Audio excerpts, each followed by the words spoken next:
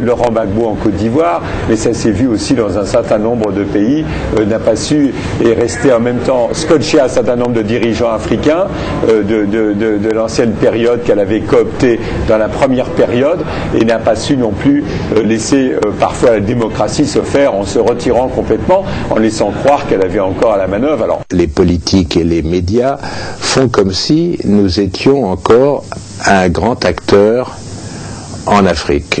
Et la réalité me semble complètement différente. Moi, je considère que la France, en réalité, ou alors il faudra qu'on m'explique, n'a pas de politique africaine. En tout cas, n'a pas de politique lisible sur l'Afrique. Moi, j'ai beau chercher, j'ai beau... un coup, on parle de rupture, le lendemain, les actes prouvent le contraire, et on fait le discours de Dakar, et puis après, on essaie de montrer totalement l'inverse. Donc pour quelqu'un qui est tranquillement dans son bureau et qui essaie de lire, il n'y arrive pas. Hein. Donc autrement dit, on peut trouver des exemples pointus, on peut parler de si on prend Areva, si on prend Total, si on prend Bolloré, si on prend Bouygues, on va trouver des exemples d'intérêt. Mais j'entends en tant qu'intérêt global, comme c'était le cas encore dans les années 60 et 70, dans les premières décennies d'après-indépendance, les Français n'ont pas encore trouvé un équilibre dans ces rapports avec l'Afrique, les Africains, les peuples africains. On voit bien que il y a tout le passé qui ressurgit. On voit bien que personne ne sait comment manier tout ça. Je pense moi au discours de Dakar. Je pense après aux opposants, à Ségolène Royal qui fait le contre-discours de Dakar. On voit bien qu'il n'y a plus aucune vision, au contraire, de la France, même si il y a des dérives anciennes. Hein, il y a des rapports incestueux qui datent d'après les indépendances, qui continuent encore, ça c'est une évidence, mais globalement, je pense qu'il n'y a plus de politique africaine de la France, il n'y a plus de vision. Hein, ce que je trouve un peu dramatique, et donc les mots ne suffisent pas. Il y a eu le mot rupture, mais en fait c'est pas une rupture, c'est une absence de vision. Les États-Unis misent sur la sécurisation militaire avec Africom, nouveau commandement américain pour l'Afrique comme cheval de Troie. La Chine troque les infrastructures contre une priorité à l'exportation. L'Europe et la France comptent sur des liens traditionnels qui semblent progressivement mais sûrement lui échapper, avec en tête la Côte d'Ivoire de Laurent Gbagbo, qui inlassablement montre de l'intransigeance quant à son refus de s'inscrire sans discernement dans la dynamique de la France-Afrique. La lutte pour le pouvoir en cours en Côte d'Ivoire a des répercussions au Congo, où des élections présidentielles sont prévues pour novembre prochain. Le ministère de l'Information et porte-parole du gouvernement, Lambert Mende Omalanga, a déclaré qu'il était envisagé de proposer une modification de la Constitution afin de remplacer le scrutin présidentiel à 2 tours par une élection à 1 tour seulement.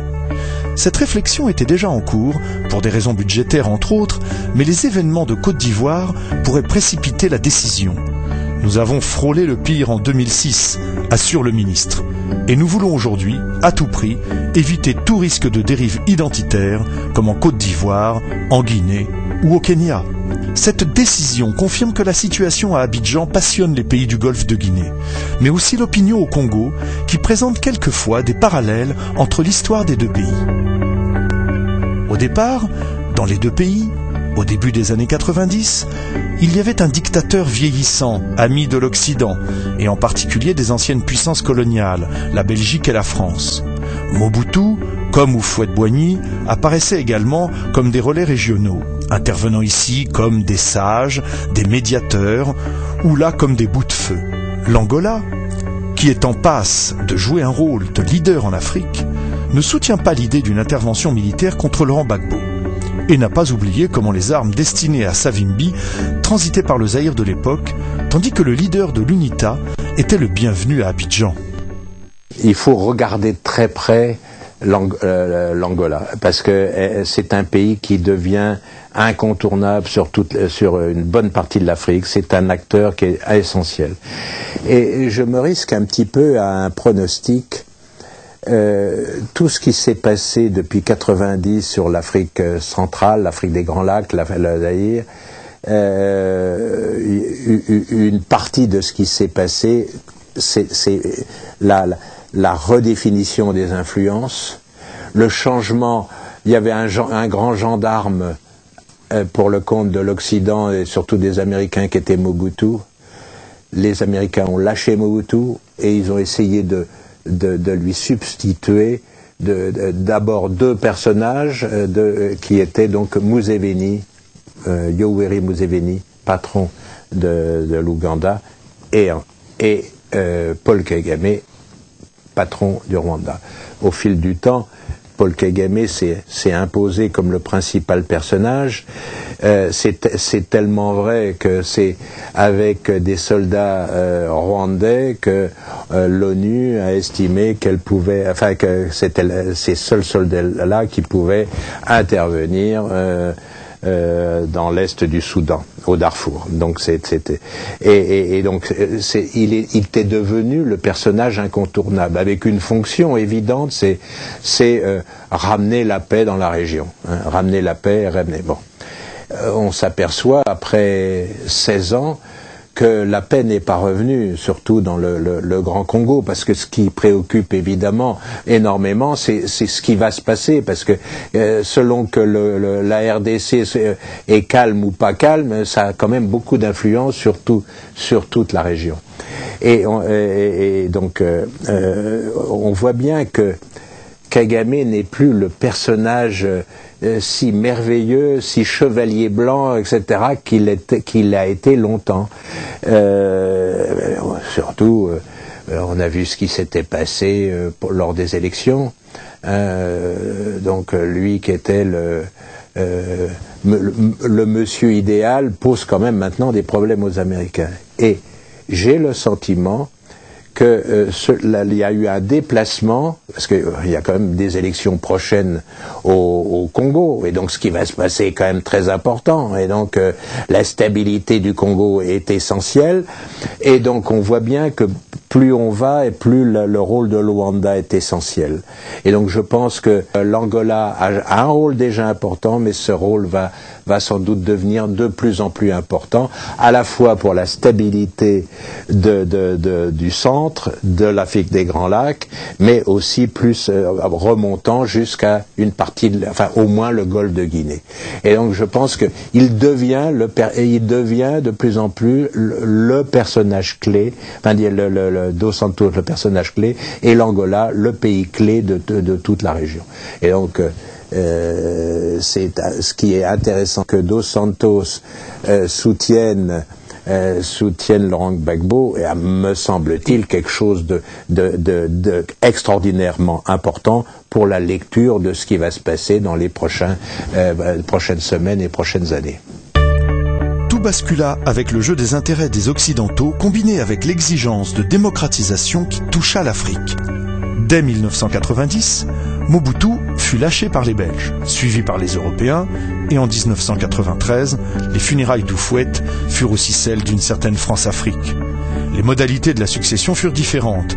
En Côte d'Ivoire, le dauphin constitutionnel Henri Konan Bédié, finalement élu en 1995, fit face au premier ministre du vieux Alassane Ouattara, qui dès le décès du patriarche avait montré son intention de lui succéder.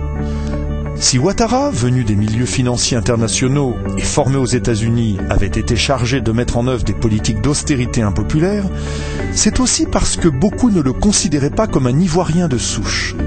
De la même manière que quelques années plus tôt, Léon Kengo Wadondo, Tutsi d'origine, avait été chargé de remettre de l'ordre dans les finances de Kinshasa. En Côte d'Ivoire, Konan Bédié mena campagne contre son rival Ouattara, en inventant le concept d'ivoirité. Cette exclusive, au Congo, allait se traduire par celui de nationalité douteuse, puis, lors des élections de 2006, par la congolité. Même si les modalités de la succession furent différentes dans les deux pays, la guerre, elle, allait être au rendez-vous. À Kinshasa, alors que la France aurait souhaité associer Kengo Wadondo à la succession d'un Mobutu déclinant, les Américains s'étaient choisi un autre homme fort dans la région, sinon deux, Paul Kagame et Yoweri Museveni. Ces deux nouveaux leaders entendaient diriger à distance l'immense Congo, sinon le morceler, avec l'assentiment de certains milieux américains. Dès que fut dissipée l'euphorie suscitée par la chute de Mobutu, tous les Occidentaux, Belges compris, s'entendirent sur un point commun qui ressemble étrangement au sentiment qu'inspire aujourd'hui Gbagbo, la détestation de la communauté internationale. Laurent Désiré Kabila, initialement choisi comme simple porte-parole des rebelles, s'était autoproclamé chef de l'État, entendait exercer ses prérogatives et encourager un développement auto-centré. La conclusion ne tarda pas, il n'était pas l'homme qu'il fallait. Le scénario de la Deuxième Guerre du Congo, lancé en août